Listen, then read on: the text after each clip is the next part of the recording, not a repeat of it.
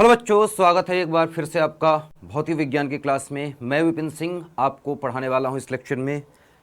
जो हमने last lecture में पढ़ा था कूलाम का नियम, उसी को थोड़ा आगे ले चलेंगे। क्लास 12वीं की आपकी क्लास है, लेक्चर नंबर 6 है। तो लेक्चर नंबर 5 में जो हमने सीखा था उसी को हम कंटिन्यू करेंगे, आगे लेके चलेंगे। कूलाम का नियम जो हमने पढ़ा था उसी को थोड़ा और आगे बढ़ाएंगे। तो कूलाम का नियम जो है बेटा, हमने आपको दिखाया कि दो आवेशों के बीच में बताता है कि कितना बल लग रहा है ना। सिंपल सी बात करें तो हमने दिखाया आपको कि एक आवेश है यहाँ पर Q1 और कुछ दूरी पर चल के एक आवेश यहाँ पर है Q2। ठीक है, तो Q1 और Q2 के बीच की अगर दूरी में R मानूं तो Q1 और Q2 के बीच में जो लगने वाला बल है F, अब चाहे वो आकर्षण का बल हो चाहे प्रतिकर्षण का बल हो, तो हम बाद में बात करते हैं कि आकर्षण है कि प्रतिकर्षण। जो F बल लग रहा है, एक दूसरे पर दोनों बल लगाएंगे, इस बल को हमने देखा दो चीज़ों पर निर्भर करता है। पहली चीज़ क्या है कि बेटा F जो है वो समानुपाती होता है दोनों आवेशों के गुणनफल के, दोनों आवेशों का जो मान है उसके गुणनफल के।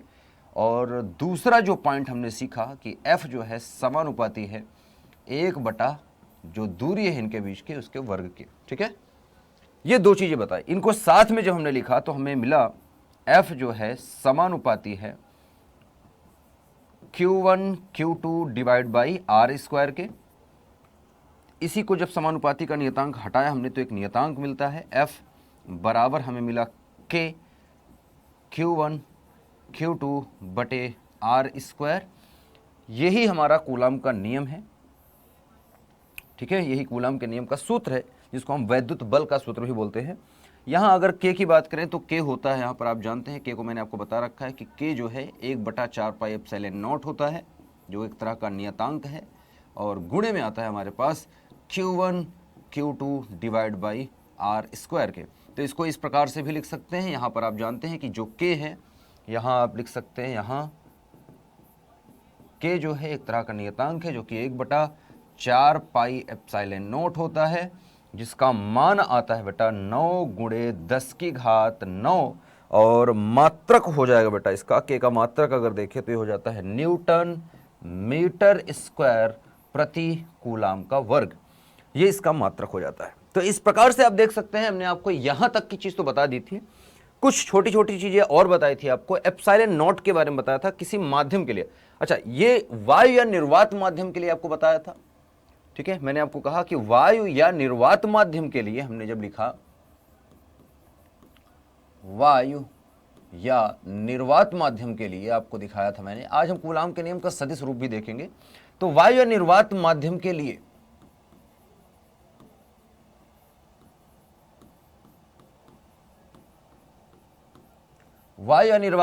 लिए जो हम देख रहे हैं वो है F बराबर, जो हम सूत्र लगाया करते हैं वो है F इक्वल्स टू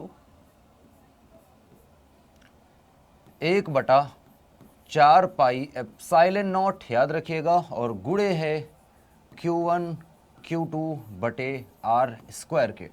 यहाँ पर एप्सिलॉन नॉट जो है, यहाँ एप्सिलॉन नॉट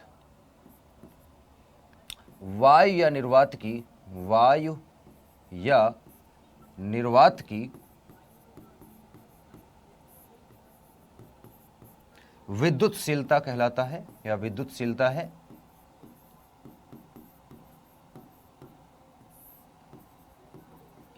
ठीक है, जहां एप्सिलॉन नॉट बराबर होता है 8.85 × 10⁻⁻12 कूलाम का स्क्वायर प्रति न्यूटन मीटर स्क्वायर। ये आपको बताया था। ये निर्वात की विद्युतशीलता है। विद्युतशीलता का अर्थ आपको मैंने समझाया था। फिर जब दोबारा बात करें वायु या निर्वात माध्यम के अलावा किसी अन्य माध्यम के लिए, या हम इसको लिख सकते हैं किसी अन्य माध्यम के लिए अगर लिखें तो ये थोड़ा सा बदल जाएगा रूप। किसी अन्य से मेरा मतलब है वायु या निर्वात के अलावा जो माध्यम है, किसी अन्य माध्यम के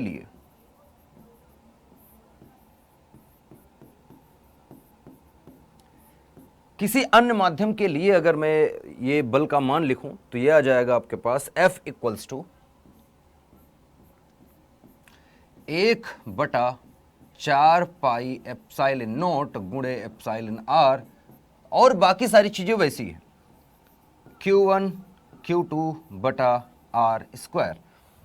अच्छा, यहां पर जो हम किसी अन्य माध्यम कह रहे हैं, जैसा कि मैं कहूं कि हमारे पास जो आवेश हैं, ये आवेश इस प्रकार से संरचना है, आवेश इस प्रकार से रखे हुए हैं, यहां पर Q1 है, यहां पर Q2 है, इनके बीच की दूरी r है, ये अभी वायु माध्यम में है। अब इन्हीं को हम पकड़ के, ये जैसे हैं जिस प्रकार से हैं वैसे ही यहां पर वायु माध्यम में बोल लेता हूं कि जहां पर ये प्रेक्षण हम कर रहे हैं, जहां पर ये प्रयोग कर रहे हैं, ये माध्यम जो है ये वायु माध्यम है, वायु या निर्वात है। जहां पर हम ये प्रयोग कर रहे हैं या जहां पर हम ये निष्कर्ष पर पहुंचे हैं, ये कूलाम जहां पर पहुंच रहे हैं ये निष्कर्ष पर, वो ये माध्यम के लिए है, वायु निर्वात के लिए, जहां पर हम एप्सिलॉन नॉट लिख रहे हैं, ठीक है, विद्युतशीलता जो हम लिख रहे हैं एप्सिलॉन नॉट है। लेकिन जब हम दूसरा माध्यम चूज करते हैं, लेट्स से कि मैं कहूं कि पानी हम यूज कर लें, चलो मैं कह रहा हूं कि मैं इनको पकड़कर पानी के अंदर डुबो दूं, दोनों आवेश को, आवेश के बीच की दूरी r फिक्स रखते हैं, उतनी ही दूरी रहेगी, आवेश भी वही है, बस उनको मैंने एक अलग माध्यम में, पानी में रख दो, दूध में रख दो, किसी और चीज में रख दो, किसी और चीज के अंदर अगर हैं, किसी और माध्यम में है ये, ठीक है, अन्य माध्यम में जब हम रख रहा हूं, जब मैं रख रहा हूं, देखो यहां पर बात यह है कि आवेश वही है, दूरी उनके बीच की वही है, बदल क्या रहा है, बदल रहा है बेटा सिर्फ और सिर्फ एक चीज, और वो है माध्यम।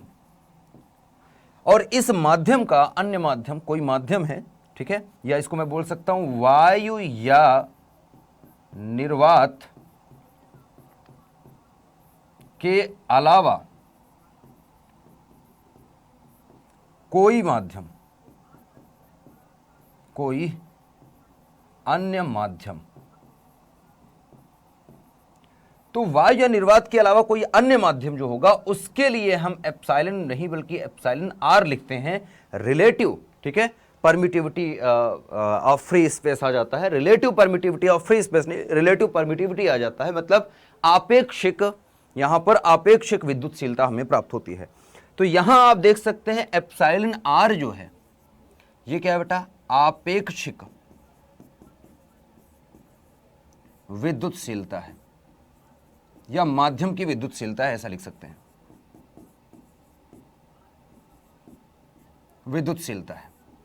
तो इस प्रकार से आप देख सकते हैं एप्सिलॉन आर का मान क्या होगा, वो माध्यम पर डिपेंड करेगा कौन सा माध्यम है, ठीक है। मैं पानी के अंदर रख रहा हूं तो पानी का अलग माध्यम है, पानी एक अलग तरह का माध्यम है तो उसकी एप्सिलॉन आर का मान अलग होगा, दूध के अंदर डुबो रहा हूं तो अलग माध्यम है, तेल के अंदर डुबो रहा हूं अलग माध्यम है, या कोई भी ऐसी चीज, किसी भी ऐसी गैस के अंदर इसको रख दूं, ठीक है, मान लो हाइड्रोजन गैस के अंदर रख रहा हूं, ठीक है, अलग तरह के थोड़ा सा एटमॉस्फेयर है, अलग तरह का चेंज है, माध्यम अलग है, तो वहां पर चीजें बदल जा रही हैं, ठीक है, बल जो लग रहा है उनके बीच वो बदल जा रहा है, और बल देखो तो घट रहा है एक्चुअली, एप्सिलॉन आर का मान बढ़ेगा, एप्सिलॉन आर का मान एप्सिलॉन नॉट से ज्यादा है एक्चुअली, ठीक है, तो ये बढ़ेगा जब, तो एफ का मान घटता है किसी अन्य माध्यम में जाने पर। तो सबसे ज्यादा जो बल लगता है आवेशों के बीच में वो वायु या निर्वात माध्यम में ही लगता है, ठीक है, अन्य माध्यम में जाने पर बल का मान घटा करता है। दोनों में अगर कंपैरिजन करूं तो दोनों में अलग अलग हमें देखने को मिलेगा कि ये ज्यादा आएगा और ये कम है, ठीक है, क्लियर है।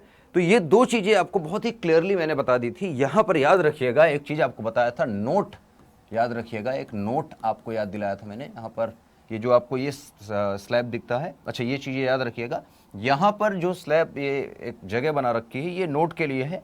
यहाँ पर नोट आपको बता दूं कि एप्सिलॉन नॉट गुणे एप्सिलॉन आर को हम लिख सकते हैं एप्सिलॉन, ठीक है, एप्सिलॉन आर बराबर आप लिख सकते हैं एप्सिलॉन बटा एप्सिलॉन नॉट के, ठीक है, आपेक्षिक विद्युतशीलता।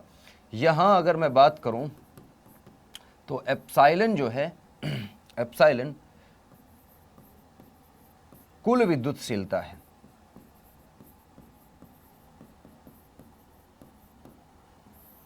कुल विद्युतशीलता है, ठीक है, कुल विद्युतशीलता है। तो आप चाहें तो एप्सिलॉन गुणे एप्सिलॉन आर की जगह पर, इसके जगह पर आप लिख सकते हैं एक बार में एप्सिलॉन लिख सकते हैं, क्योंकि आप देख सकते हैं ये है मान, ठीक है, यहां तक याद रखें इसको, ठीक है। चलिए थोड़ा आगे चलते हैं, यहां तक की बात होगी। अब कूलाम के नियम का सदिश रूप हमें समझना है, जो कि लास्ट लेक्चर में आपको मैंने बताया था।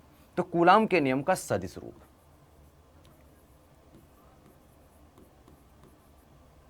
कूलाम नियम का सदिश रूप,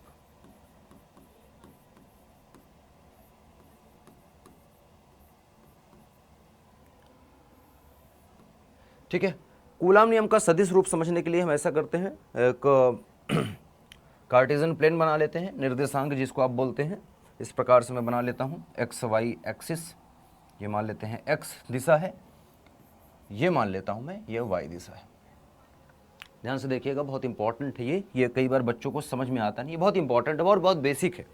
ठीक है, आप ये एक्स वाई बनाते हैं, मैं इधर का ले रहा हूँ, कहीं भी ले सकते हैं, इधर भी ले सकता हूँ, मैं इधर भी ले सकता हूँ, इधर भी ले सकता हूँ। मैं प्रथम चतुर्थांश की बात कर रहा हूँ, प्रथम चतुर्थांश से हम बात कर रहे हैं। ठीक है, अब यहाँ पर मैं मान लेता हूँ कि कोई आवेश रखा है किसी पॉइंट पर। इस पॉइंट को मैं कह रहा हूँ कि चलो ये पॉइंट जो है, इस पॉइंट को मैं बोल दे रहा हूँ कि ये पॉइंट हमारे लिए क्या है बेटा, ये पॉइंट हमारे लिए है जहाँ पर आवेश रखा है, मान लेते हैं Q1।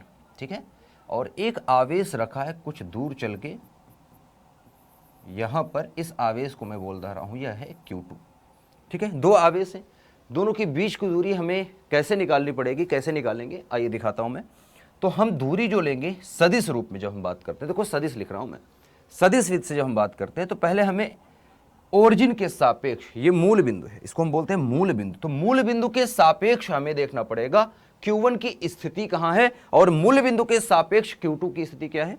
मैं मान लेता हूं यहां से यहां तक की दूरी जो है, ठीक है, कहां से कहां तक की दूरी बेटा, ये दूरी मैं बोल रहा हूं, ये दूरी मैं मान लेता हूं, इसकी दिशा है बेटा, यहां से इधर की तरफ जा रहा हूं। ठीक है, तो इसकी जो दूरी है यहां से यहां तक, इसको मैं मान लेता हूं ये क्या है, R। ठीक है, 1 मान लेता हूं। ठीक है, R1, और ये सदिश होगी, दिशा होगा इसके साथ। ठीक है, आवेश तो अदिश राशि होती है, लेकिन दूरी जो हम ले रहे हैं एक तरह की सदिश दूरी है, तो मतलब एक तरह का विस्थापन है, तो ये सदिश आएगा। इसी प्रकार से इसको भी देखेंगे तो इसका दूरी क्या आएगा बेटा। ठीक है, इसको हमने मान लिया कि ये यहां से यहां तक जो हमने निकाला ये है R2 है, और ये भी सदिश होगा, R2 भी सदिश है, R1 सदिश और R2 सदिश, ये दूरियां हैं।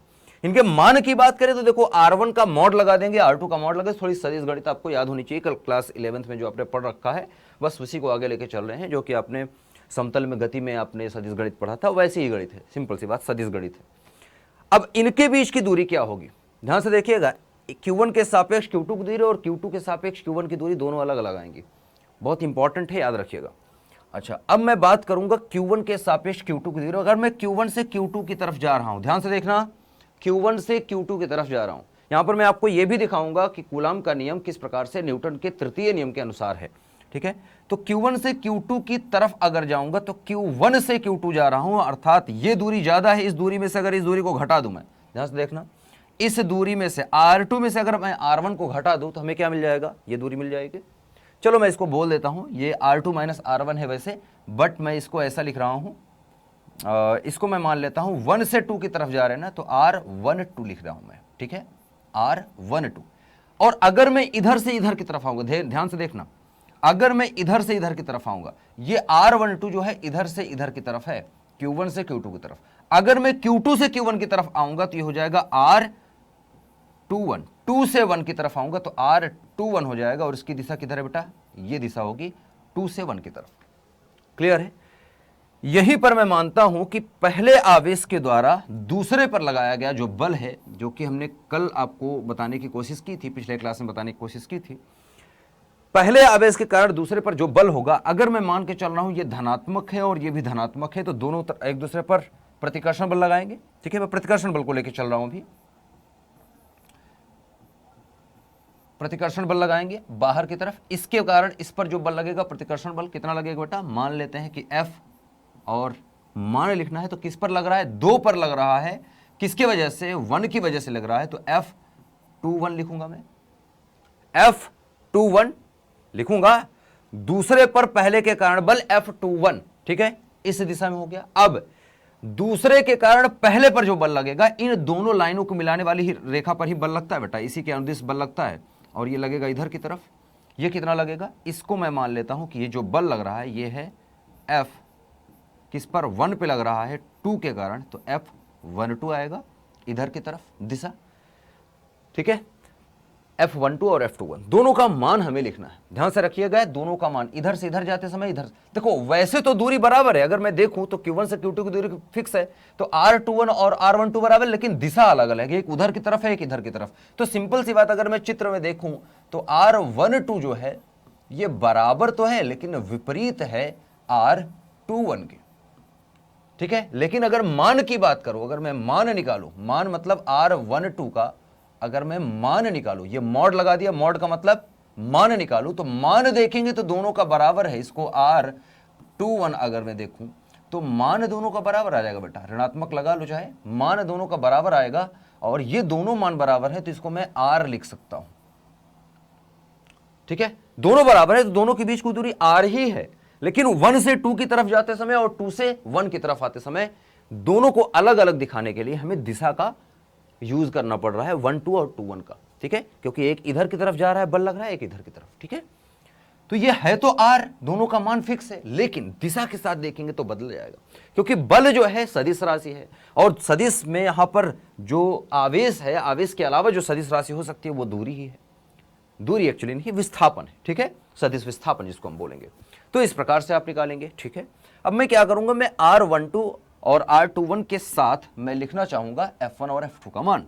तो अगर मैं यहां पर पहले लिखूं F12 लिखूं, अच्छा 21 लिख लेता हूं, F21 अगर मैं लिखूं तो ये बराबर है, ध्यान से देखिएगा ये बराबर है। अच्छा एक चीज और, R12 का मतलब और R21 का मतलब क्या है, ये भी थोड़ा सा और डिटेल में आप समझिए इसको, ठीक है। पहले R21 और R12 का मतलब मैं आपको समझा देता हूं, इसके बाद F1 का मान लिखता हूं। इसी को मैं और कुछ लिख सकता हूं, जैसे R12 लिखा है ना 1 से 2 की तरफ, तो R2 में से अगर मैं R1 को घटा दूं तो R12 मिल जाएगा। सदिश का योग का नियम अगर लगाऊं मैं तो R2 सदिश R2 में अगर मैं देखूं घटा दूं किसको, R1 को, तो मुझे क्या मिल जाएगा, R12 मिलेगा कि नहीं। R2 ये है, R1 ये है, इसने में से इसको घटा दूं तो ये दूरी मिलेगी, मिलेगी कि नहीं, मिलेगी, ठीक है। ये पहली चीज आप देख रहे हैं। दूसरी चीज आप लिख सकते हैं, R जब 2 1 मैं करूंगा, 2 से 1 की तरफ आ रहा हूं तो मैं आ यहां रहा हूं ना, तो इसमें से उसको घटाऊंगा, तो मैं घटाऊंगा किसमें से बेटा, R1 से मैं घटाऊंगा R2 को। अब देखिए यहां पर एक चीज है, जब R1 से R2 को घटाऊंगा तो देखो ये R2 माइनस R1 है, अगर मुझे इसको R2 माइनस R1 लिखना है, क्योंकि ये छोटी दूरी है और ये बड़ी है, तो छोटे में से बड़े को घटाएंगे तो माइनस आएगा, मान क्या आएगा, माइनस, इसीलिए माइनस लिखा है मैंने। दिशा के साथ भी देखिए कि माइनस आएगा। या इसी को अगर मैं लिखना चाहूं, अगर मैं यहीं पर लिखना चाहूं, इसको अगर माइनस चिन्ह इसमें से कॉमन ले लूं तो ये बन जाएगा R2 और माइनस हो जाएगा R1 के, अगर मैं माइनस चिन्ह कॉमन ले लूं तो यही बनेगा। अब ये जो दिख रहा है ये क्या है बेटा, ये है, देखो तो हमारा ये R21 जो है, अगर देखो आप तो R21 बराबर आ गया है ऋणात्मक, और क्या लिखेगा बेटा, R2 माइनस R1 क्या है, R2 माइनस R1 क्या है बेटा, R12। यही चीज मिल गई, फिर से माइनस चिन्ह इधर भेज दो, एक ही बात है, इसको ऐसा लिखो या इसको ऐसा लिखो, ऋणात्मक इधर भेज दो, मतलब एक दूसरे के विपरीत है, विपरीत आ रहा है। या इसको चाहो तो आप लिख सकते हो R12 अगर मैं पहले लिख लूं तो बराबर करूंगा, ये ऋणात्मक चिन्ह इधर भेज दो तो ये ऋण हो जाएगा, R21 हो जाएगा, सही है। तो यही चीज तो मैंने लिखी थी यहां पर, लेकिन दोनों का मान बराबर है, डिस्टेंस सेम है, सिर्फ और सिर्फ जो मूल बिंदु है, मूल बिंदु के सापेक्ष दोनों की स्थितियां अलग हैं, दोनों आवेश जहां रखे हैं उन दोनों आवेशों की जगह अलग अलग है, मूल बिंदु के सापेक्ष, लेकिन इनके सापेक्ष, एक दूसरे के सापेक्ष जो दूरियां हैं वो फिक्स है। R1 और R2 जो हम लिख रहे हैं वो इसके सापेक्ष लिखें, लेकिन इसके सापेक्ष इसकी दूरी और इसके सापेक्ष इसकी दूरी देखें, मतलब इन दोनों के बीच की दूरी देखें तो वो फिक्स है, वो R है, तो मान तो फिक्स है यहां पर, ठीक है।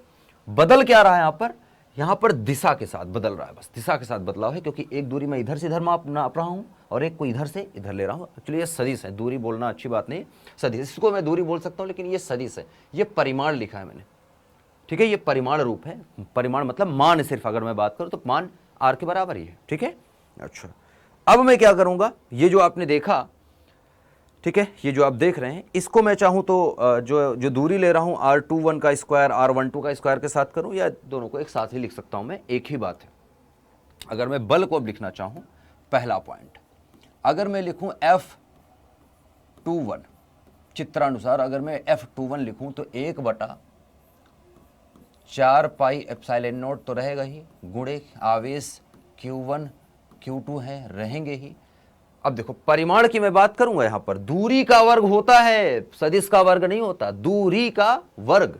अच्छा, तो दूरी का वर्ग करेंगे तो क्या आएगा बेटा, इधर से इधर की तरफ दूरी कितना है, यहां से यहां की तरफ दूरी कितना है बेटा, यहां से यहां की तरफ दूरी कितना है। ये चीज जो लिखी इसको एक बार और मैं बता देता हूं, इसी को मैं लिख सकता हूं, ये जो चीज लिखी है इसी को मैं चाहूं तो लिख सकता हूं R12 बराबर है R21 बराबर R के। ठीक है, इसको मैं ऐसा भी लिख सकता हूं, देखो मैंने सदिश नहीं लगाया है, तब यहां सदिश लगा है, मतलब परिमाण की बात कर रहे हैं, ये परिमाण है केवल, परिमाण मतलब मान, दोनों की मान की बात करेंगे तो दोनों बराबर हैं। तो R21 R12 लिख सकता हूं, दूरी अगर लिखना है तो दोनों के बीच की दूरी क्या है, यहां पर R12। ठीक है, यहां से यहां तक की जा रहे हैं तो R12, तो आ जाएगा R12 का वर्ग, R12 का वर्ग, ध्यान रखिएगा R12 का वर्ग। लेकिन सदिश तो अभी आया नहीं, अगर इधर सदिश राशि है तो इधर भी सदिश राशि होना चाहिए, तभी तो सदिश बनेगा, नहीं तो बनेगा नहीं। तो सदिश कैसे बनेगा बेटा, सदिश कैसे बनेगा, तो सदिश के लिए थोड़ा सा आपको सिखाता हूं। देखो R12 जब सदिश हम लिखते हैं तो इसको हम लिख सकते हैं बेटा R12, या इसको मैं ऐसे ना बोलूं, इसको मैं ऐसा लिख सकता हूं। हम जानते हैं एक छोटा सा नियम मैं आपको बता रहा हूं, छोटा सा एक नियम याद रखिएगा। जैसे मैं लिखूं, मान लो लिख रहा हूं R कैप, R के ऊपर कैप टोपी लगा दे रहा हूं, ठीक है, तो ये बराबर इसको लिख सकता हूं सदिश R और बटे सदिश R का परिमाण, या इसी को मैं लिख सकता हूं, ये जो सदिश R का परिमाण है इसको मैं ऐसा लिख सकता हूं कि R कैप बराबर सदिश R बटे सिर्फ R लिख सकता हूं। ये क्या, इसका मतलब यही है ना, देखो यहां पर दिखाया था मैं, मॉड का मतलब वही है ना, मॉड का मतलब यही है, देखो मॉड लगाया था R12, तो इसको मैं सिर्फ R12 लिख सकता हूं, सदिश हटा सकता हूं, मॉड हटा सकता हूं। ये दो डंडी जो बगल में खींची वो मॉड है, इसके अंदर से कोई भी मान निकलेगा तो धनात्मक मान, सिर्फ परिमाण की बात कर रहे हैं, ठीक है, दोनों बराबर है, तो ये लिख सकता हूं। तो यहां से R सदिश अगर मैं निकालूं, R सदिश अगर निकालूं तो ये आ जाएगा बेटा, क्या आ जाएगा बेटा आपका, R सदिश अगर देखूं तो क्या आएगा, R और R कैप क्या आएगा, ठीक है, R ये गुणा हो जाएगा और R कैप, ऐसे लिखूंगा, ऐसे लिखूंगा ना, R सदिश बराबर ये लिखूंगा। तो अगर मुझे किसी भी सदिश का एकांक सदिश लिखना है, इसको बोलते हैं एकांक सदिश, ठीक है, तो एकांक सदिश के साथ अगर मैं इसको लिखूं तो मैं यहां लिखूंगा, ठीक है, गुणे में लिखूंगा R, ठीक है, 1 2 का एकांक सदिश। एकांक सदिश का मतलब समझ लीजिए थोड़ा सा, एकांक सदिश, एकांक सदिश जो होती है बेटा, एकांक सदिश जैसे मैंने लिखा है R12 एकांक सदिश है, एकांक सदिश है, ये केवल दिशा बताता है, केवल R12 सदिश की दिशा बता रहा है, दिशा व्यक्त करता है, व्यक्त कर रहा है, ऐसा लिख लो। तो दिशा दिखाने के लिए हम एकांक सदिश का उपयोग करते हैं। इस सदिश का परिमाण 1 होता है, एकांक सदिश का परिमाण 1 होता है। ये बहुत इंपॉर्टेंट चीजें बता रहा हूं मैं, बहुत बेसिक। एकांक सदिश जो होती है बेटा का परिमाण या मान 1 होता है। तो एकांक सदिश में सिर्फ और सिर्फ दिशा होती है। तो मैंने ये एकांक सदिश लिख दिया किसका, 1 से 2 की तरफ, अर्थात मैंने बल को ये बता दिया कि जो बल लग रहा है वो 1 से 2 की तरफ लग रहा है, 1 से 2 की तरफ लग रहा है, 1 से 2 की तरफ, R12 1 से 2 की तरफ, ये आ गया दिशा। इसी प्रकार, ठीक है, इसी प्रकार मैं अगर लिखूं दूसरा F, अगर मैं 21 लिखूंगा, ध्यान से देखना, F21 लिखूंगा तो यह आएगा 1/4 पाई एप्सिलॉन नॉट, ध्यान से देखना, गुणे Q1 Q2 बटे R21 का वर्ग। देखो इसके तरफ से इधर जो बल लग रहा है 21 ना, दिशा ये है, इसकी दिशा में सदिश कौन सी है, 21, R21 का वर्ग, और गुणे में इसका एकांक सदिश मैं लिखूंगा तो इसका एकांक सदिश क्या दिखेगा, R21 का एकांक सदिश। ये क्या बताएगा, ये दिशा बताएगा, बल किस दिशा में लग रहा है। देखो R21 की दिशा किधर है, इधर की तरफ, दिशा किधर है, दिशा के लिए ये चिन्ह नीचे वाला, ये तो सदिश का चिन्ह है, ये नीचे इधर की तरफ, ठीक है, इधर से इधर की तरफ दूरी लेंगे ये। अच्छा, अब एक चीज हम जानते हैं, चूंकि हमने ये देखा है कि R12 और R21 दोनों बराबर है, ठीक है। अच्छा, दिशा को अगर देखो तो दिशा के साथ अगर मैं देखूं तो दिशा एक दूसरे के विपरीत है। चूंकि मैं देखता हूं यहां पर जानता हूं कि R12 सदिश बराबर है लेकिन विपरीत दिशा में है R21 के, इस वजह से इसलिए हमारा बल भी, इसलिए F जो है 1-2 या F जो है 1-2 अगर मैं देखूं तो बराबर तो होगा लेकिन विपरीत होगा F21 के, ठीक है, F21 के। ये अगर देखो तो ये न्यूटन का तृतीय नियम है, बराबर तथा विपरीत बल। यहां अगर मैं देखूं, यहां परिमाण अगर मैं देखूं, यहां परिमाण अगर मैं चेक करूं तो F12 का जो परिमाण है, जो मान है, वो बराबर है F जो है 21 के परिमाण के। ये ऋणात्मक चिन्ह दिशा को बताता है कि दोनों बल एक दूसरे के विपरीत दिशा में हैं, लेकिन मान दोनों के बराबर है, जिसको मैं F लिख सकता हूं। और F बराबर मैं चाहूं तो सिंपल सा लिखूंगा 1/4 पाई एप्सिलॉन नॉट गुणे आवेश वही है Q1 Q2 बटा दोनों के बीच की दूरियां R21 और R12 को मैंने क्या मान रखा है, R, तो क्या लिख दूंगा R, तो आ जाएगा R का स्क्वायर। तो बल तो वही है, लेकिन अगर देखो परिमाण, देखो परिमाण के रूप में वही है, लेकिन सदिश के रूप में अगर मैं देखूं तो ये देखने को मिलेगा।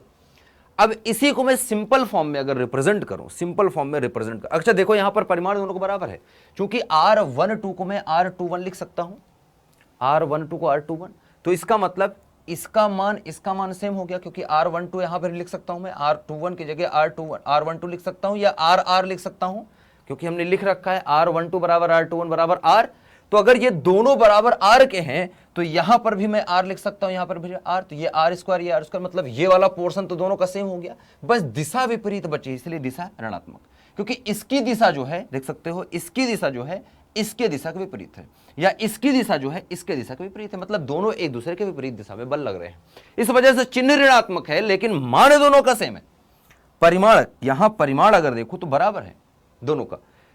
अब इसको तो आप 1-2 और 2-1 के रिस्पेक्ट में लिख रहे हैं, क्यों लिख रहे हैं, क्योंकि हम मूल बिंदु के सापेक्ष लिख रहे थे। अगर मैं मूल बिंदु के सापेक्ष ना लिखूं, इन जनरल आपसे कोई पूछे, ठीक है, सामान्यतः अगर मैं कहूं सामान्य स्थिति में या सामान्यतः कूलाम का नियम या कूलाम के नियम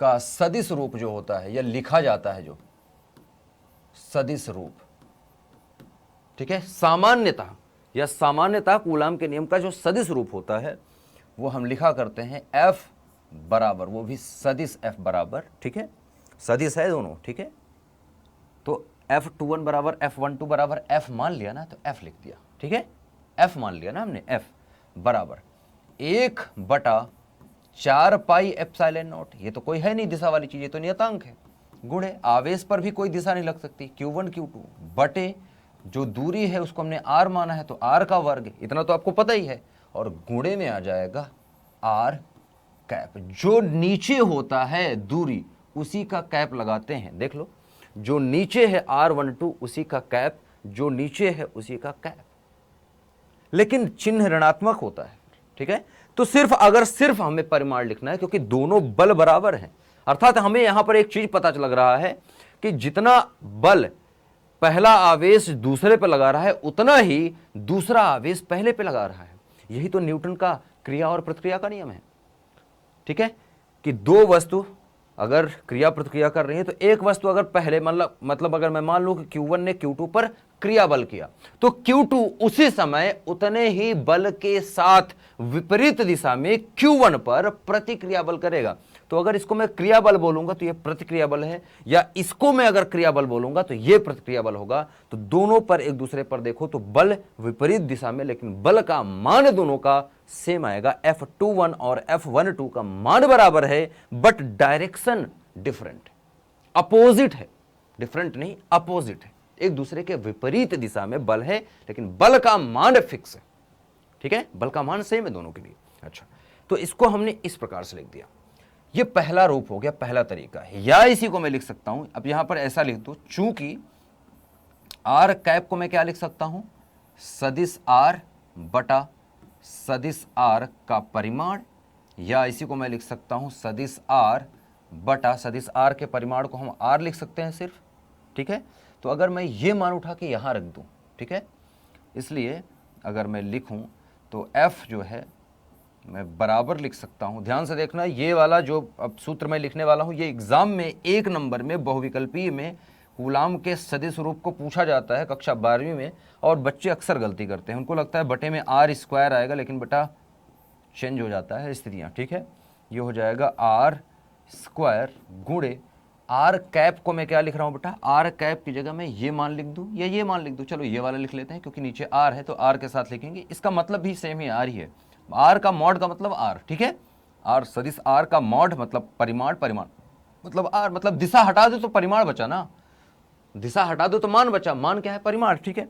तो ये हो जाएगा सदिश आर और बटे आर के, आर स्क्वायर का आर के साथ गुणा होगा तो हमारे पास ये फॉर्मूला जो है ये चेंज होके आपको इस प्रकार दिखेगा, 1/4 पाई एप्सिलॉन नॉट गुणे Q1 Q2 बटा आर की घात हो जाएगा 3, ध्यान से देखो आर की घात 3, और गुणे में आ रहा है आर सदिश।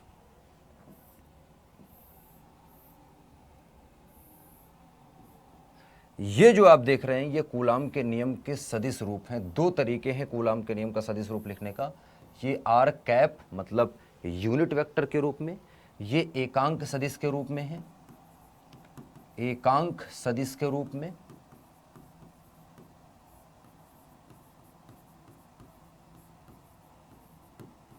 सदिश नियम है, ठीक है। और ये क्या है बेटा, आर सदिश के रूप में, ठीक है, एकांक सदिश मतलब आर कैप के रूप में, और ये आर सदिश के रूप में, कूलाम का नियम। मात्रक सेम है, न्यूटन न्यूटन, ठीक है, मात्रक सेम है, न्यूटन मात्रक, इसका आप लिख सकते हैं यहां पर न्यूटन, ठीक है।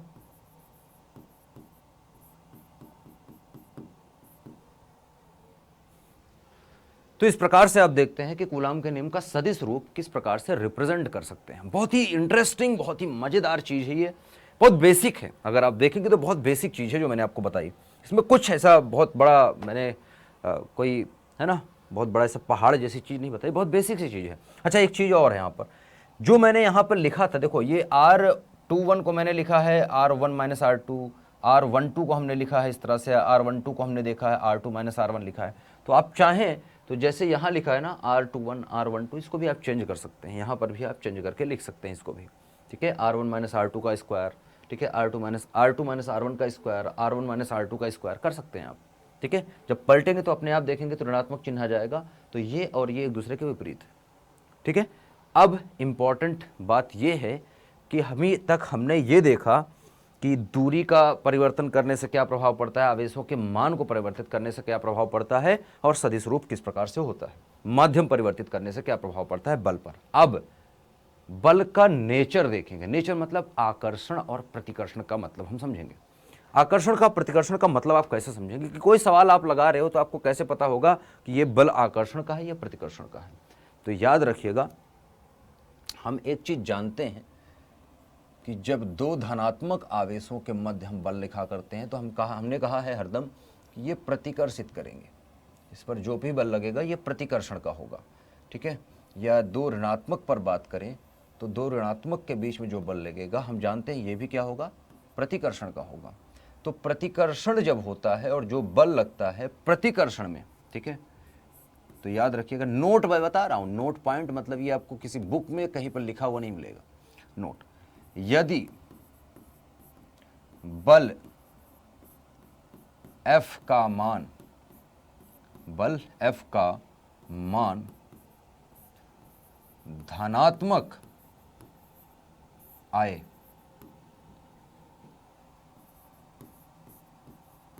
तो, जो धनात्मक आए तो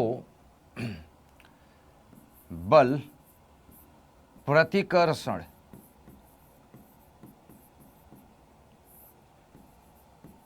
प्रकृति का होता है, प्रतिकर्षण प्रकृति का होता है। दो धनात्मक आवेशों के बीच में बल मान लीजिए, दो ऋणात्मक के बीच में बल मान लीजिए, आप देखेंगे कि आपको क्या मिलेगा बेटा, हरदम और हरदम प्लस मान मिलेगा। ठीक है, दूसरा पॉइंट, ये पहला था। ठीक है, दूसरा आपने देख रखा है कि एक धनात्मक और एक ऋणात्मक के बीच आपने देखा है हरदम आकर्षण बल प्राप्त जो है काम करता है, F, चाहे इधर ऋणात्मक लिखिए चाहे इधर, ठीक है, मिलता है। और इसमें आप चाहे तो लिख सकते हैं Q और Q लिख लीजिए, या Q1 और Q2 लिख लीजिए। Q1 और Q2 लिखना है, Q1 और Q2 लिख लीजिए, कोई फर्क नहीं पड़ता है। तो ये दूसरा पॉइंट है। ठीक है, पहला पॉइंट हो गया। दूसरा पॉइंट क्या है बेटा, यदि बल F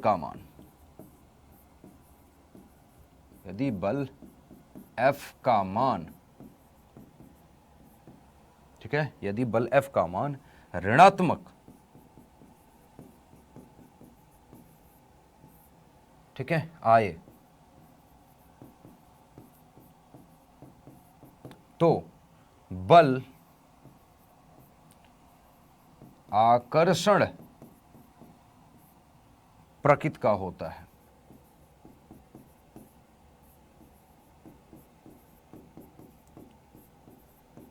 इसको मैं समझाता हूं आपको कि मैंने नोट पॉइंट लिखे हैं, बहुत इंपॉर्टेंट नोट पॉइंट है एक्चुअली। ठीक है, तो याद रखिए कि जब भी दो धनात्मक आवेश देखेंगे, दो ऋणात्मक आवेश देखेंगे, उनके बीच में हरदम आपको धनात्मक और ऋणात्मक, कभी भी F का मान ऋणात्मक आए, F का मान धनात्मक आए तो आपको समझ जाना है, अगर धनात्मक आ रहा है तो प्रतिकर्षण कर रहे हैं, ऋणात्मक आ रहा है तो आकर्षण हो रहा है। एग्जाम्पल, उदाहरण की बात करेंगे तो उदाहरण की बात करता हूं मैं। 3 जो है स्थितियां लेता हूं।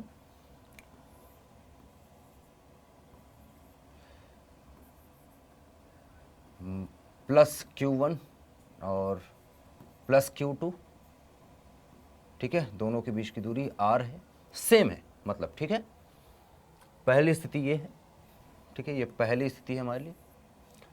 फिर इसके बाद सेम कर रहा हूं मैं, आवेश का मान सेम है, बस चिन्ह ऋणात्मक है। -Q1 -Q2, बीच की दूरी R ही रखना हूं। देखो मान सेम है, बस एक प्लस आवेश, जैसे 2 कूलाम धनात्मक, 2 कूलाम धनात्मक, 2 कूलाम ऋणात्मक, 2 कूलाम ऋणात्मक, ऐसा आप समझ सकते हैं।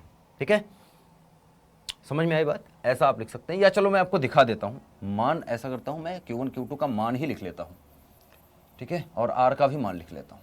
ठीक है, मैं ऐसा करता हूं, यहां पर मान लेता हूं कि +2 कूलाम, चलो मान लो, और एक को मान लेता हूं +2 कूलाम, मानना 2 कूलाम, 3 कूलाम मान ले, 3 कूलाम मान लो। ठीक है, इसको मैं मान लेता हूं -2 कूलाम और -3 कूलाम। ठीक है, दूरी में मान लेता हूं, दोनों के बीच की दूरी जो है मान लेते हैं 2 मीटर, इसमें भी 2 मीटर मान लेता हूं। ठीक है, अच्छा, दूसरी स्थिति में, तीसरी स्थिति में मैं क्या कर रहा हूं, ध्यान से देखिएगा। तीसरी स्थिति में भी सेम चीज़ है, दूरी थोड़ी सी ज़्यादा दिख रही होगी बट ठीक है वही है। मान लो कि ये +2 कूलाम है और -3 कूलाम है, या प्लस जो है 3 कूलाम कर लो, -2 कूलाम कर लो, जैसा आपको मन करे वैसा आप कर सकते हैं। ये भी, इसके बीच की दूरी भी 2 मीटर ही है। ठीक है, ठीक है, 3 स्थितियां मैं मान रहा हूं, तीनों के लिए बल निकालूंगा। ये तीसरी स्थिति है, तीनों के लिए मैं बल निकालूंगा, फोर्स की वैल्यू यहां पर कैलकुलेट करूंगा। इनके बीच में लगने वाला बल हम मान लेते हैं कि F है और F1 है, एक्चुअली मान लेते हैं।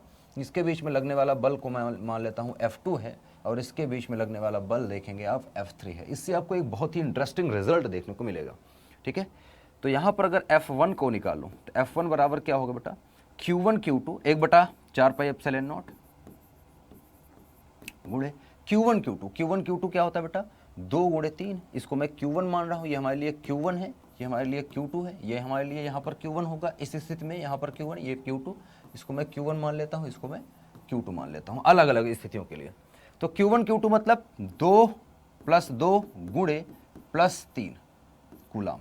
ठीक है, तो 2 गुणे 3 कूलाम करेंगे, तो प्लस प्लस है तो प्लस लिखने की वैसे जरूरत है नहीं आपको, तो 2 गुणे 3 मतलब ऐसा लिख सकते हैं आप, या लिख लो +2 गुणे +3 कूलाम बटे हो जाएगा दूरी। दूरी कितना है, R का स्क्वायर, R मतलब 2 का वर्ग, इतना है। इसी प्रकार से यहाँ पर लिखूँ तो F2 बराबर अगर मैं लिखूं तो आ जाएगा 1/4 पाई एप्सिलॉन नॉट गुणे Q1 Q2 मतलब -2 कूलाम गुणे -3 कूलाम डिवाइड बाई आ जाएगा बेटा, दोनों के बीच की दूरी कितनी है 2, तो 2 का वर्ग। फिर तीसरा अगर मैं निकालूं F3 तो F3 बराबर आ जाएगा 1/4 पाई एप्सिलॉन नॉट गुणे Q1 Q2 मतलब हम यहाँ पर +2 कूलाम और गुणे -3 कूलाम ले रहे हैं और बटे करेंगे 2 का वर्ग। ठीक है, चलिए सॉल्व करिए फटाफट से। F1 का मान देखते हैं। F1 बराबर निकालेंगे तो आ जाएगा, अच्छा 1/4 पाई एप्सिलॉन नॉट का मान हमें पता है, क्या होता है बेटा, चूंकि 1/4 पाई एप्सिलॉन नॉट बराबर होता है 9 गुणे 10 की घात 9 के। ठीक है, न्यूटन मीटर स्क्वायर प्रति कूलम स्क्वायर, तो वही चीज़ है। तो 9 गुणे 10 की घात 9 गुणे 3 दूनी 6 और बटा 2 दूनी 4, ऐसा लिख लें। चलो यहाँ पर देखते हैं F2 बराबर करेंगे तो यह आ जाएगा 9 गुणे 10 की घात 9 गुणे 3 दूनी 6 माइनस माइनस प्लस हो जाएगा और 3 दूनी 6 बटे 2 दूनी 4 आ जाएगा। सिमिलरली F3 बराबर अगर मैं करूँगा तो 9 गुणे 10 की घात 9 गुणे 3 दूनी 6, लेकिन प्लस माइनस का -6 आएगा। ठीक है, और बटे आएगा 2 दूनी 4 आएगा। ठीक है, तो आप देख सकते हैं ये आ रहा है हमारे पास। ठीक है, 4 से काट लीजिए, 2 से काटें इसको तो काट सकते हैं तो ठीक है, अदरवाइज़ आप इस तरह से काट नहीं रहा हूँ, मैं डायरेक्ट लिख रहा हूँ। F1 बराबर अगर मैं लिखूँ तो 9 छक्का 54 बटे 4 गुणे 10 की घात 9। ठीक है, न्यूटन ये आ गया यहाँ पर मान, वो भी प्लस का प्लस आ रहा है। ठीक है, यहाँ पर F2 की वैल्यू की बात करूँ तो F2 बराबर कितना आ रहा है बेटा, यहाँ पर अगर मैं बात करूँ तो F2 बराबर कितना आ रहा है हमारे पास, F2 बराबर अगर देखूँ तो 9 छक्का 54 बटे 4 गुणे में 10 की घात 9 न्यूटन प्लस का। आप चाहें तो काट भी सकते हैं, इसको काटना नहीं है, मैं काट नहीं रहा, आप चाहें तो काट सकते हैं, जैसा कि मैंने बताया आप चाहें तो काट सकते हैं, काट करके आप इसको जो है सरल कर सकते हैं, कोई दिक्कत नहीं है। अच्छा नेक्स्ट की बात करें तो नेक्स्ट क्या है F3 बराबर देखो तो आ रहा है माइनस लगा है तो ये ऋणात्मक 9 छक्का 54 बटे 4 गुणे 10 की घात 9 न्यूटन। मैं देखूं अगर तो सबका मान बराबर है, अर्थात आवेशों के अगर मान को वही रखा जाए तो चाहे वो धनात्मक हो, चाहे ऋणात्मक हो, चाहे धनात्मक हो, अगर हर कंडीशन सेम है तो आवेश के मध्य लगने वाले बल का मान कभी नहीं बदलता। लेकिन आवेश की प्रकृति बदलने पर मान नहीं बदला, चिन्ह बदला है, सिर्फ प्लस माइनस अगर लिया तो हमने देखा कि ऋणात्मक आ रहा है। तो हम जानते हैं प्लस माइनस के बीच में आकर्षण होता है, माइनस माइनस के बीच में प्रतिकर्षण, देखो धनात्मक आ रहा है, माइनस और प्लस प्लस के बीच में भी प्रतिकर्षण मतलब धनात्मक आ रहा है। तो जब धनात्मक आएगा तो आप देख सकते हैं कि क्या है, प्रतिकर्षण है। तो ये क्या है बेटा, ये प्लस आ रहा है, तो F1 क्या है, हमें F1 क्या मिल रहा है बेटा, पॉजिटिव, मतलब क्या है, प्रतिकर्षण। सिमिलरली अगर मैं यहां पर बात करूं तो यहां पर देखो तो F2 क्या मिल रहा है बेटा, पॉजिटिव, मतलब क्या मिल रहा है बेटा, प्रतिकर्षण। ठीक है, इसी प्रकार से अगर मैं देखूं तो F3 क्या मिल रहा है बेटा, नेगेटिव, मतलब आकर्षण। तो जो नेगेटिव आएगा वो आकर्षित कर रहा है, इसका मतलब आकर्षण बल है। ठीक है, अब मैं बल की अगर दिशा दिखाऊं इसमें तो क्या होगा बेटा, एक दूसरे की तरफ एक में होगा, इसमें क्या होगा, एक दूसरे से दूर की तरफ है। ये बल लग रहा है, जो बल लग रहा है एक दूसरे की दूर की तरफ, इसमें जो बल लगेगा वो भी एक दूसरे से दूर की तरफ, और इसमें जो बल लगेगा एक दूसरे की तरफ। ठीक है, क्लियर है क्या।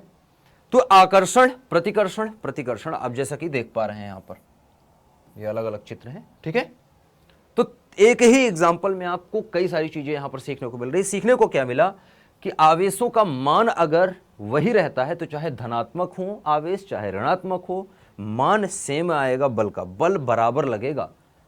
चिन्ह बदलने से बल का मान में परिवर्तन नहीं आता। ठीक है, बल के मान में कोई प्रभाव नहीं पड़ता, अगर हम धनात्मक ले ऋणात्मक ले कोई फर्क नहीं पड़ता। लेकिन अगर मैं देखूं तो फर्क किस में पड़ता है बेटा, उनकी प्रकृति पर। बल आकर्षण प्रकृति का है या प्रतिकर्षण प्रकृति का है, इस पर फर्क पड़ेगा। लेकिन मान कितना है इस पर फर्क नहीं पड़ेगा। जैसे ये दोनों ऋणात्मक आवेश इतना ही बल लगा के एक दूसरे को प्रतिकर्षित कर रहे हैं, ये दोनों धनात्मक आवेश इतना ही बल लगा के एक दूसरे के प्रतिकर्षित कर रहे हैं, और ये दोनों आवेश क्योंकि ऋणात्मक और धनात्मक प्रकृति के दो अलग अलग प्रकृति के आवेश हो गए, तो ये इतना ही बल लगा के आकर्षित कर रहे हैं। तो मान सबका बराबर है, लेकिन इनमें प्रतिकर्षण दिख रहा है। सेम तरह के आवेशों में प्रतिकर्षण, विपरीत प्रकार के आवेशों में आकर्षण होता है। क्लियरली आप यहां पर देख सकते हैं, ये आकर्षण है।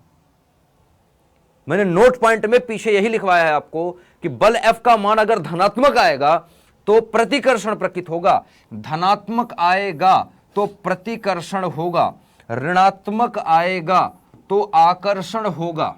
यही दिखाया है। देखो, ये ऐसी पॉइंट्स है जो कि आपको बुक्स में नहीं मिलेंगे, और इसी प्रकार की अगर आपको भौतिक विज्ञान डिटेल में बेसिक लेवल से सीखनी है, ठीक है, अगर आपकी भौतिक विज्ञान अभी तक अच्छी नहीं रही है, या आपको भौतिक विज्ञान पढ़ने में डर लगता रहा है, या न्यूमेरिकल सॉल्व करने में प्रॉब्लम होती रही है, तो यकीन मानिए मेरी क्लासेस देखने के बाद मैं गारंटी लेता हूं इस चीज़ की कि अगर आप रेगुलरली और हर एक क्लास को देखते हैं तो आपको ये कभी नहीं कहना पड़ेगा कि आपको भौतिक विज्ञान अच्छी नहीं लगती, या भौतिक विज्ञान समझ नहीं आती, या भौतिक विज्ञान बहुत कठिन है। ये कहीं नहीं और कभी नहीं बोलेंगे आप। हरदम आप ये कहेंगे पढ़ने के बाद कि भौतिक विज्ञान बहुत ही खूबसूरत, बहुत ही प्यारी सब्जेक्ट है, ठीक है, मजा आएगा आपको, ठीक है। और ये मजा तभी आएगा बेटा, आपको ये समझ तभी आएगा जब आप रेगुलरली बेसिक लेवल जो है आपको जो सिखा रहा हूं वो सही से सीखें, आप क्लासेस को सही से लगाएं, ठीक है, बिना गैप किए। अगर कोई क्लास छूट गई है उसको देखें, हर क्लास में इंपॉर्टेंट कंटेंट है, ठीक है। तो आपके पास जो खास करके जो बच्चे 11वीं से 12वीं में अब आने वाले हैं, उन लोगों के लिए, उन बच्चों के लिए मैं बोल रहा हूं कि ये बहुत बड़ा मौका है बेटा, गोल्डन चांस है, क्योंकि जल्द ही लगातार मैं क्लासेस स्टार्ट कर दूंगा। अभी एक एक दिन गैप करके आपको क्लासेस मिल रही हैं, कुछ ही दिनों में आपको लगातार क्लासेस मिलेंगी, और वो क्लासेस में आप पाएंगे कि फिर सिलेबस आगे की तरफ ही बढ़ेगा बेटा, फिर लौटने का कोई चांस नहीं होगा। तो लगातार लगे रहिए। बहुत ही इंपॉर्टेंट तरीके जो हम हो सकते हैं, जितने भी इंपॉर्टेंट फैक्ट हैं, जो इंपॉर्टेंट नियम हैं, सारे मैं आपको पढ़ाने वाला हूं, और बहुत मज़ेदार तरीके से पढ़ाने वाला हूं। तो लग जाइए, अपने यार दोस्तों को बताइए, अपने दोस्तों को बताइए कि अगर भौतिक विज्ञान से डर है तो अब नहीं रहेगा, क्योंकि अब क्लास स्टार्ट हो गई है। विपिन सर क्लास में आ चुके हैं और क्लासेस स्टार्ट हो गई है डेली, ठीक है। तो जल्द ही लाइव क्लास स्टार्ट हो जाएगी, आपको इन्फॉर्म किया जाएगा। इस लेक्चर में यहीं तक रखेंगे। नेक्स्ट क्लास में अगर मैं बात करूं, तो नेक्स्ट क्लास में हम सीखेंगे वैद्युत क्षेत्र के बारे में, ठीक है। लेकिन एक दो क्वेश्चन अभी लगाने बाकी हैं, एक दो क्वेश्चन पहले लगाएंगे। तो नेक्स्ट क्लास में हम कुछ क्वेश्चंस का डिस्कशन भी करेंगे, ठीक है, कुछ क्वेश्चन का डिस्कशन भी करेंगे। उसके बाद फिर हम वैद्युत क्षेत्र स्टार्ट करेंगे। फिलहाल नेक्स्ट क्लास में हम महत्वपूर्ण, कह सकता हूं मैं कि महत्वपूर्ण, ठीक है, महत्वपूर्ण प्रश्न करने वाले हैं, प्रश्न हल करेंगे, ठीक है। ये कब होगा बेटा? नेक्स्ट क्लास जो होगी, नेक्स्ट क्लास जो आपको मिलेगी इसमें। और यकीन मानिए कि भौतिक विज्ञान की ये क्लासेस देखने के बाद आपको कभी भी भौतिक विज्ञान में कोई प्रॉब्लम नहीं आने वाली है, ना कि 12वीं में, ना तो 12वीं के बाद, ठीक है। अगर अभी तक मैं आपसे मिला नहीं था, आपने मेरी क्लास लगाई नहीं थी, तो अब लगाइए, इसके बाद आपकी प्रॉब्लम्स सॉल्व हो जाएगी भौतिक विज्ञान को लेके, गारंटीड, ठीक है। तो जल्द ही मिलेंगे नेक्स्ट लेक्चर में फिर से आपको, नेक्स्ट क्लास में। तब तक के लिए मैं उम्मीद करता हूं कि आप पढ़ते रहेंगे और अपने दोस्तों के साथ शेयर करते रहेंगे, ताकि ज़्यादा से ज़्यादा बच्चे, और जितनी जल्दी आप लोग आ जाएंगे, जितनी जल्दी बच्चे आ जाएंगे, उतनी ही जल्द मैं क्लासेस स्टार्ट कर दूंगा। मैं वेट कर रहा हूं कि आप लोग थोड़ा सा ज़्यादा बच्चे आ जाएं, तो थोड़ी रीच हो जाए, क्योंकि नया चैनल है, आप जानते हैं। थोड़े से बच्चे और आ जाएंगे तो ज़्यादा मज़ा आएगा, फिर क्लास स्टार्ट करेंगे। तब तक के लिए पढ़ते रहिएगा और बढ़ते रहिएगा। Bye bye.